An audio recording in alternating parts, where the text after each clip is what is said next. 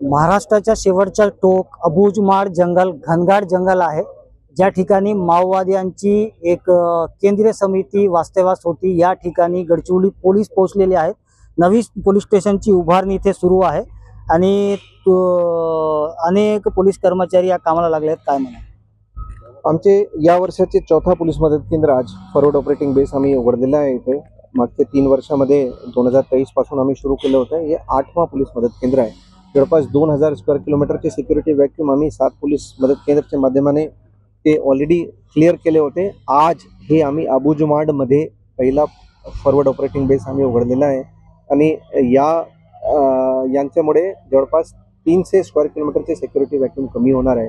खूप माओवाद्यांचे वरवर या एरियामध्ये होता, एकसारखे माओवाद्यांचे लिबरेटेड झोन होता। इथे आमचे नियरेस्ट जे पोलीस प्रेझेन्स आहे 20 किलोमीटर लांबीवर आहे भामरागड पोलीस स्टेशन आणि तिथून 20 किलोमीटर पुढे आमचे जवळपास नारायणपूर बॉर्डरचे फक्त 4 किलोमीटर लांबीवर हे आउटपोस्ट आम्ही उघडलेलं आहे। या एरियामध्ये रोड्स, मोबाईल टावर्स, ब्रिजेसचे काम रखडलेला होता यांच्या भीतीमुळे, परंतु आज आम्ही इथे पोहोचलो आहे। पुढचे 6 महिन्यामध्ये या एरियाचे ओव्हरऑल डेव्हलपमेंट अँड ओव्हरऑल नकाशा चेंज होणार आहे, याला मला विश्वास आहे। सर, माओवाद्यांत लढा घेताना अनेक पोलिसांनी आपल्या प्राणाची आहुती दिली आणि आता कुठेतरी विकास पोहोचला आहे, काय म्हणा? नक्कीच आमचे जवळपास 214 जवान या माओवाद विरुद्ध लढाईमध्ये त्यांना वीरमरण प्राप्त झालं आहे। नुकतेच फरवरीमध्ये आमचे CCTVचे एक बहादूर शूरवीर महेश नागुलवार याच एरियामध्ये जवळपास 1 किलोमीटर लांबीवर अभियानमध्ये हे शहीद झालं होतं आणि त्याच एरियामध्ये आम्ही आज पोहोचून तिथे आउटपोस्ट उघडलेला आहे आणि जे शेवटचे आमचे सिक्युरिटी व्हॅक्यूम आहे ते भरण्यासाठी हे पुढे पाऊल आहे। मोजक्यात 10 पर्यंत आमचे माओवादी काडर शिल्लक राहिलेलं आहे, परंतु पुढे भविष्यामध्ये माओइझम किंवा माओइस्ट काडरचे मुवमेंट इथे रिवाईव्ह होऊ नये यासाठी आम्ही इथे आउटपोस्ट उघडले। सर, तुमच्या कार्यकाळात कुठे ना कुठे गडचिरोली जिल्ह्याला किंवा माओवादावर आळा घालण्यासाठी एक मोठा यश प्राप्त झाला। कशा प्रकारे समोरचे नियोजन सुरू आहे? मागच्या 3 वर्षामध्ये जवळपास 150 पेक्षा जास्त माओवाद्यांनी आत्मसमर्पण केलं आहे। 50चे जवळपास माओवादी मारले गेले आहे आणि जवळपास 125 माओवाद्यांना आम्ही अटक केलं आहे। लगभग आमचे जे सिविक ॲक्शन प्रोग्राम आहे त्या माध्यमातून पोलीस दादा रखडकीच्या माध्यमातून जवळपास 12 लाख बेनिफिशियरीजपर्यंत आम्ही पोहोचलो आहे आणि त्यामुळे लोकांचे winning of hearts and minds जे आम्ही म्हणत आहे, त्यामुळे मागचे 5 वर्षामध्ये गडचिरोलीचे एक पण तरुण युवाचे माओवादी चळवळीमध्ये भरती झाला नाही आहे।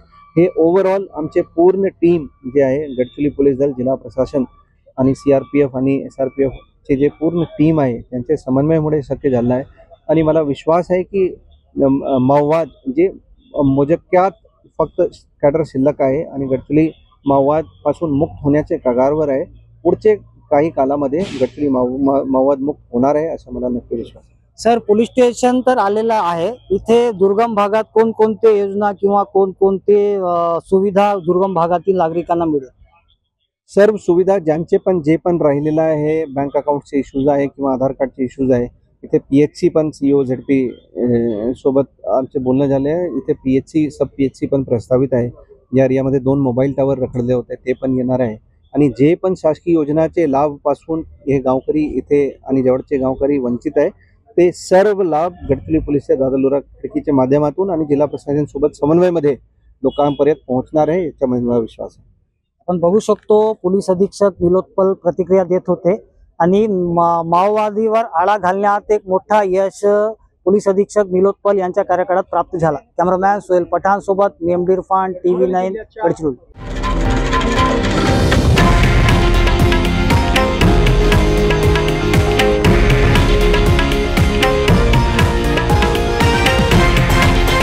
हे आहे देशातील नंबर 1 न्यूज नेटवर्क आणि आपण पाहत आहात TV9 मराठी, एकमेव।